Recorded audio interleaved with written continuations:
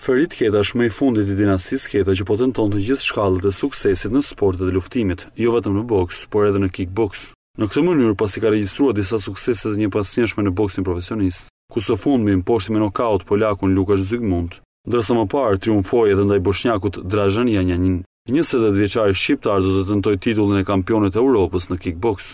Më datë një korrik në Munich të Gjermanisë, luftëtari Kuqezi do të sfidojë në këtë duel mjaft të rëndësishëm holandezin Rochel Gumuljo. Ky i fundit numëron një rekord pozitiv në artet marciale të përzierë, ku ka shënuar 4 fitore dhe vetëm një disfat. Keta ka nisur prej disa muajsh përgatitet për këtë sfidë, nën kujdesin e vazhdueshëm të trajnerit të tij, Ismail Ketës, edhe për shkak se do duhet të ndryshojë disiplinë nga boksi në kickboks. Kujtojmë se në boksin profesionist, 28 vjeçari nga Bulqiza ka regjistruar 8 fitore në 8 duele të zhvilluara deri më tani. Megjithatë, nëse shpatet kampioni i Europës në kickboks, kjo natyrisht do të shënonte kulmin e karrierës për Ferit Ketën.